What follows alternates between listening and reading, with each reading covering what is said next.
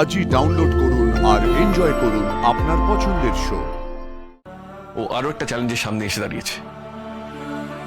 এবার তুমি আমাকে বলো, আমার এখন কি করা উচিত? আমি বলবো ওর লড়াইটা ওকে ওর মতন করে লড়তে দে।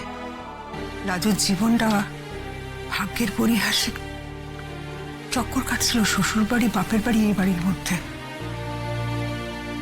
তার মধ্যে তুই ওকে জোর করে পরীক্ষাগুলো বসিয়েছিস, ওকে নিজের পায়ে দাঁড়ানোর স্বপ্ন দেখিয়েছিস, তাইও একটা দিশা পেয়েছে। এইটুকুই হয়তো তোর কাজ ছিল। আমি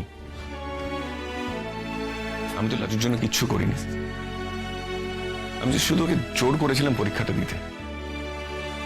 ওই সাংঘাতিক প্রতিকূলতার মধ্যে থেকেও ও নিজে নিজে পড়াশোনাটা করেছে, কোনো প্রাইভেট টিউটর ছাড়া বাইতে।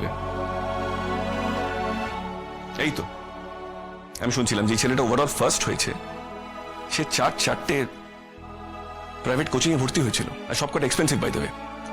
ওখানে নিয়ম মতো মক টেস্ট নেওয়া হতো, আর ওরা তো রাজুর থেকে এমনিতে এগিয়েছিল। আমি এটা যদি 4টে ল্যাপের রেস হতো, ওরা তো 2টো ল্যাপ অলরেডি এগিয়েছিল পরীক্ষায় রাজুর থেকে। আমি লাজু এদের সকলের থেকে বেশি যোগ্য, বেশি ইন্টেলিজেন্ট,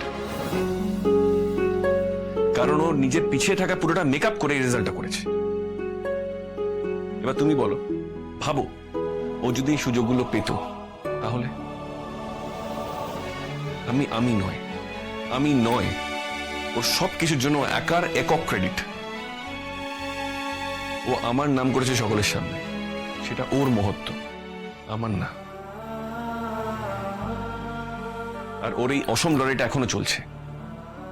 ও আরো একটা চ্যালেঞ্জের সামনে এসে দাঁড়িয়েছে। এবার তুমি আমাকে বলো, আমার এখন কি করা উচিত? আমি বলবো ওর লড়াইটা ওকে ওর মতন করে লড়তে দে। আর ওকে তুই পেছন থেকে এইভাবে সাহায্য দিয়ে যাস না। আমি কি সাহায্য দিয়েছি? আমি ওর জন্য কিচ্ছু করিনি ঠাম্মি, কিচ্ছু করিনি। কিন্তু এখন যদি আমি ওর হাতটা ছেড়ে দিই, ওকে যদি হেল্প করা বন্ধ করে দিই, তাহলে ওর এফার্টটা কোনো মানে থাকবে না। এই তো আমি শুনলাম যে ওর অ্যাডমিশন নিতে 50,000 টাকা লাগবে। আমি ওর টাকাটা কোথা থেকে দেবে? বাপের বাড়ির কথা তো ভুলেই যাও। আর সুদেব ওকে যতই সাপোর্ট করুক, যতই উৎসাহ দিক, ওর পক্ষে পসিবলই নয় ওই টাকাটা জোগাড় করা। স্টেটের অন্যতম ভালো মেডিকেল কলেজে চান্স পেয়েও মেয়েটার ডাক্তারি পড়া হবে না। এটা তুমি ভাবতে পারছো কত বড় ক্ষতি? ওর পড়াশোনা বন্ধ হবে না কৃষ্ণ, ওর ক্ষমতাটাকে অত ছোট করে দেখিস না। ও প্রথম যখন এই বাড়িতে এসেছিল, সে পরিস্থিতিটা তোর মনে আছে? তুই অব্দি ওকে বাড়ি থেকে তাড়িয়ে দেওয়ার জন্য ব্যস্ত হয়ে পড়েছিলি। রাজু শুধু নিজের ক্ষমতায়, নিজের জেদে এই সময়টাকে পার করেছিল। আজ এমন দিন এসেছে যে ওর সাফল্যে তোর জ্যাঠা বাবারাও আনন্দে মিষ্টি খেয়েছে। আর শুধু কি তাই, ও গ্রামে গিয়ে নিজের জোরে ছোট ছোট মেয়েদের বিয়ে আটকেছে। আর পুজোর দিন তো দেখলি ওকে, গোটা গ্রামের সামনে দাঁড়িয়েও কিরম করে নিজের কথাগুলো বললো।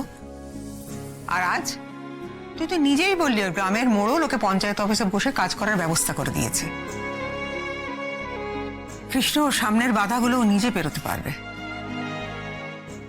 ঠিক পারবে।